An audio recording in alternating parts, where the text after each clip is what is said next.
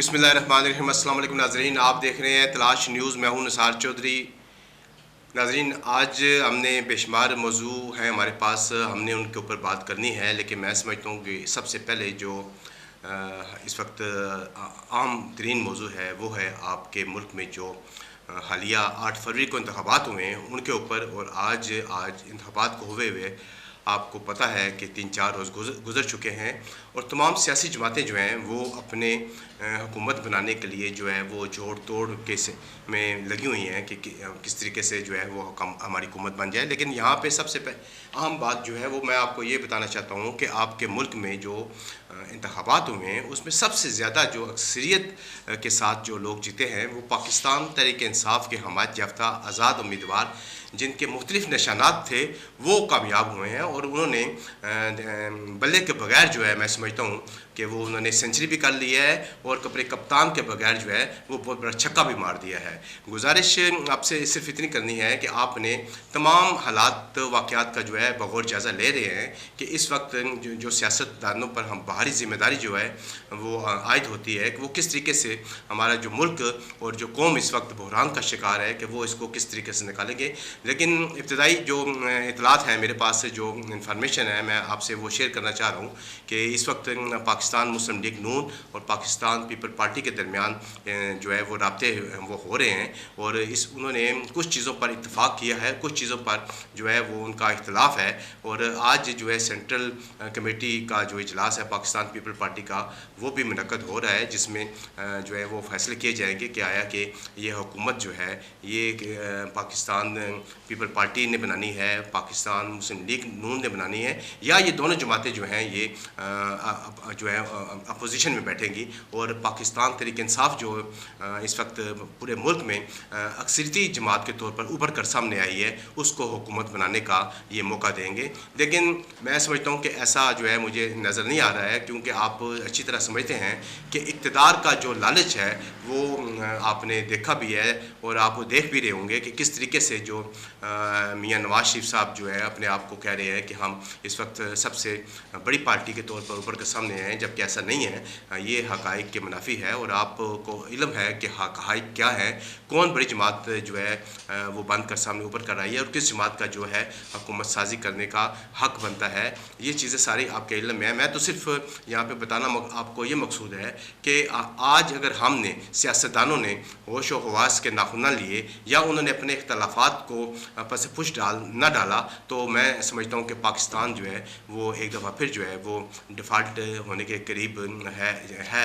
और ये हो सकता है पाकिस्तान में अगर इन्होंने समझदारी का मुजाहरा न किया हमारे सियासतदानों ने, पाकिस्तान जो है वो डिफ़ाल्ट कर सकता है। क्योंकि आपको अच्छी तरह इल्म है कि हुकूमत साजी जो है वो जितनी जल्दी हो सके हमें वो हुकूमत बनाने में कोई लैतो लाल से काम नहीं लेना चाहिए। और इस सिलसिले में जो मेरी इतलात हैं वो 29 फरवरी को जो है वो कौमी असम्बली का इलेक्शन जो है कौमी असम्बली का इलेक्शन कह रहा हूँ कौमी असम्बली का जो इजलास है वो मतवक्को है कि वो जो मुनक्कद होगा और उसमें जो है मेंबरान कौमी असम्बली का जो है वो हल्फ ही हो सकता है, फिर स्पीकर है, फिर डिप्टी स्पीकर का इंतखाब भी होना है।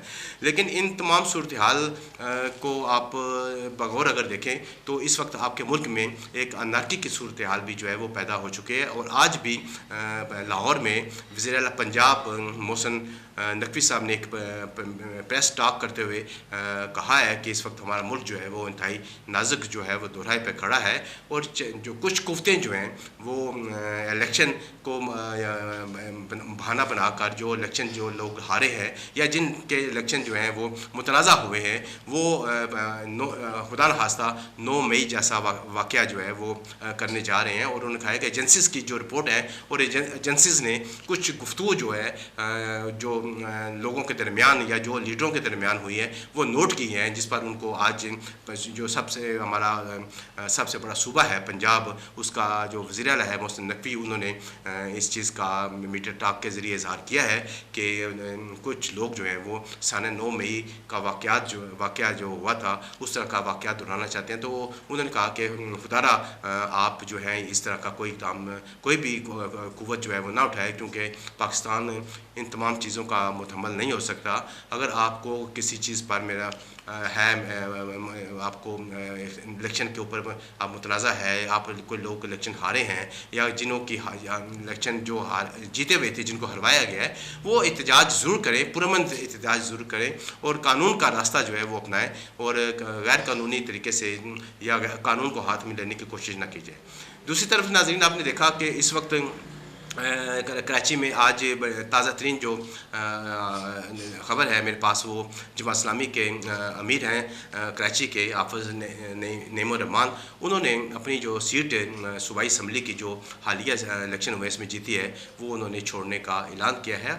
और इस ऐलान में प्रेस कॉन्फ्रेंस में उन्होंने इस चीज़ का बरमला इजहार किया है कि ये सीट जो है पाकिस्तान तहरीक इंसाफ की सीट है। फार्म 45 के मुताबिक जो है वो सीट जो है पाकिस्तान तहरीक इंसाफ ने जीती है और ये सीट जो मुझे मेरे सर थोपी गई है जमात इस्लामी को सिर्फ खुश करने के लिए, तो मैं ये सीट से रिज़ाइन करता हूँ क्योंकि ये सीट मेरी नहीं है। ये जो मैंडेट मिला है ये पाकिस्तान तहरीक इंसाफ का मैंडेट है और ये सीट जो है उन्होंने छोड़ने का इस पर ऐलान किया है। और मैं समझता हूँ कि ये इलेक्शन कमीशन ऑफ पाकिस्तान के मुंह के ऊपर बहुत बड़ा तमाचा है कि एक आदमी जो है उसने मिसाइल कायम कर दी है पूरे पाकिस्तान में कि ये मैंडेट मेरा नहीं था और जो मैंडेट मेरा नहीं है मैं उसको किसी तरीके से लेने से कासर हूँ। इसी तरीके से आपने देखा कि हमारे एक दोस्त हैं खालिद नवाज सदराई साहब, वो हल्का NA 106 टोबा टैक्सिन से जो है वो भारी अक्सरियत के साथ इलेक्शन में जो है वो जीत रहे थे और आखिरी इतलात तक उनको यही कहा गया था कि आप के जो बाहर जो ज़िला कौंसिल का हाल है उसके बाद बहुत बड़ा जम्मे कफ़ीर है, बहुत बड़ी तादाद में पाकिस्तान तहरीक इंसाफ के लोग जमा हैं, तो ये इसमें किसी वक्त भी कोई नुक्स अमन का ख़तरा पैदा हो सकता है। तो खुदा के लिए जो टोबा टैक्सी के DPO हैं उन्होंने खालिद नवाज से रिक्वेस्ट की, 2-3 मरतबा उनके पास आए और कहा कि आप इन वर्करों को जो है ये आप जो है रोकें, इनको समझाएं कि ये एहतजाज ना करें, ये नारेबाजी ना करें। आप इलेक्शन जीते हुए हैं, आप जो है पुरअमन तरीके से जो है वो घर चले जाए। हालांकि उस वक्त वहाँ पे जो लोग थे वो कोई एहतजाज नहीं कर रहे थे, कोई सिर्फ वो खालिद नवाज की हमायत में वहाँ पे खड़े थे और रिज़ल्ट का इंतज़ार कर रहे थे कि रिज़ल्ट आए तो उस पर वो खुशी के शादमाने बजाएँ। और वो इसी खुशी में जब उनको कहा गया कि आप तकरीबन 5000 की लीड से जो है ना इलेक्शन जीत रहे हैं तो आप जो है अपने घरों को चले जाएँ। खालिद नवाज साहब ने इस मौके पर बड़ी समझदारी का मुजाहरा किया और वहाँ पे जो लोग इकट्ठे थे उनको उन्होंने समझाया कि आप लोग जो है वो एक साइड पे हो जाए और जो इंतज़ामिया है उनको अपना काम करने दें, जिस पर तमाम लोगों ने खामोशी इख्तियार की और वहाँ पे कोई इस तरह का कोई वाक़या जो है ना रुनुमा नहीं हो सका। इस सिलसिले में मैं समझता हूँ कि खालिद नवाज साहब जो इलेक्शन जीत चुके थे, बाद में उनको तकरीबन कुछ 600 वोटों से जो है ना वो इलेक्शन जो है ना वो उनको हरा दिया गया, जिस पर खालिद नवाज सदराई साहब ने इलेक्शन कमीशन में अपील दायर कर दी और उसको हाई कोर्ट में चैलेंज भी कर दिया। और इस पर जो ताज़ा तरीन इतलात हैं वो ये हैं कि इलेक्शन कमीशन ऑफ पाकिस्तान ने हल्का 106 टोबा टैक्सिन का जो रिज़ल्ट है वो रोक दिया है। और इस सिलसिले में खालिद नवाज सदराई साहब ने अपना एक बयान भी जो है वो जारी किया है। सबसे पहले हम आपको वो सुनाते हैं। बिस्मिल्लाहिर्रहमानिर्रहीम, अय्याका नअबुदु व अय्याका नस्तईन। ऐ अल्लाह, हम तेरी ही इबादत करते हैं और तुझसे ही मदद मांगते हैं। मेरे प्यारे शहर टोबा टैक्सिन के दोस्तों, बुजुर्गों, माओ, बहनों, सबको मेरी तरफ से अस्सलाम वालेकुम। मैं आप सबका बहुत ज़्यादा शुक्रगुजार हूँ कि आप सब ने 8 फरवरी को अपने कप्तान के साथ किया हुआ वादा पूरा किया। आप सब ने टोबा की हिस्ट्री का सबसे ज़्यादा टर्न आउट दिया और अपने वोटों से हमें वाज़ेह बरतरी दिलाई। कोई शक नहीं है कि जो कुछ हुआ है वो सारे दोस्तों को पता है, सारा टोबा टैक्सिन के सामने हुआ है, हम सब के सामने हुआ है और हम इंशाअल्लाह हम अपना हक लेके रहेंगे। हमें किसी भी लेवल पे जाना पड़ा, हमें कोई भी जंग लड़नी पड़ी, हम लड़ेंगे। हम अपना हक छीनने वालों को इस तरह से आज़ाद नहीं छोड़ेंगे। हम हर तरीके से हर लेवल पे हर किस्म की जंग लड़ेंगे और इंशाअल्लाह बहुत जल्द हकीकत सबके सामने होगी और हक अपना रास्ता लेगा। हम इंशाअल्लाह अपना हक हासिल करेंगे और अपनी जीत को यकीनी बनाएंगे। आप सबके सामने, आप सबकी दुआओं के साथ थोड़ा सा इंतज़ार करें, बहुत जल्द सारे मामलात आप सबके सामने आ जाएंगे। हमें सब पता चल चुका है, हर चीज़ की खबर है। हमारे पास फॉर्म 45 हैं और हमें वाज़ह बर्तरी जो है वो हासिल है। तो आप सब के सामने बहुत जल्द सब दूध का दूध और पानी का पानी हो जाएगा इंशाअल्लाह, थोड़ा इंतज़ार करें। जी नाज़रीन, जैसा कि आपने सुना, खालिद नवाज सदराइच जो उम्मीदवार थे MNA के हल्का 106 से, वो क्या कह रहे थे। इसी तरीके से रावलपिंडी सूबाई असम्बली की सीट है PP 17, जहाँ से राजा राशिद हफीज़ को भी हरा दिया गया है। और इस में जो इब्तदाई हमारे पास मालूमात हैं, जो रिपोर्ट्स हैं हमारे पास, इसमें राजा राशिद हफीज़ साहब ने तमाम पोलिंग स्टेशन से जो है वो जीत रहे थे। और रात तक जो रिज़ल्ट आ रहा था उसमें राशिद हफीज़ साहब जो है ना एक बहुत बड़े मार्जिन के साथ जो अपने मद्दे मुकाबल जो थे उनके राजा हनीफ साहब, उनसे एक भारी तादाद में वो जीत रहे थे। लेकिन अगले दिन जो है इनका रिज़ल्ट भी जो है वो आपके सामने है कि उनको भी जो है ना वो हरा दिया गया और उनके मद्दे मुकाबल उम्मीदवार जो राजा हनीफ साहब हैं उनको कामयाब करार दे दिया गया है। लेकिन इस सिलसिले में मैं आपको ये भी बताता चलूँ कि इलेक्शन कमीशन ने PP 17 का जो रिज़ल्ट है वो भी रोक दिया है, क्योंकि ये भी रिज़ल्ट जो है मुतनाज़ा हो चुका है। इसी सिलसिले में राजा राशिद हफीज़ साहब ने भी कौम के नाम में अपना एक पैगाम जारी किया है। आइए सुनते हैं वो क्या कहते हैं। बिस्मिल्लाहिर्रहमानिर्रहीम। इय्याका नाबुदु व इय्याका नस्तईन। तकरीबन 24 घंटे गुजरने के बाद मुझे मेरा इलेक्शन रिज़ल्ट दिया गया है और जो कल हम जीत चुके थे, तकरीबन मेरी 40,000 की लीड थी। और कोई एक सिंगल पोलिंग स्टेशन, कोई सिंगल डब्बा ऐसा नहीं था कि पूरा पिंडी गवाह है कि जिससे मैं हारा हूँ। लेकिन जो अभी रिज़ल्ट दिया गया उसमें मुझे 8 से 10 हज़ार वोटों से हराया गया। इससे ज़्यादा तो मेरी लीड थी जो उन्होंने मुझे वोटें मेरी शो की गई हैं। तो मैं समझता हूं कि इससे बड़ी रिगिंग पाकिस्तान की तारीख में कभी नहीं हुई। इंशाअल्लाह ताला जो कानूनी कार्रवाई हुई उस पर हम जाएंगे।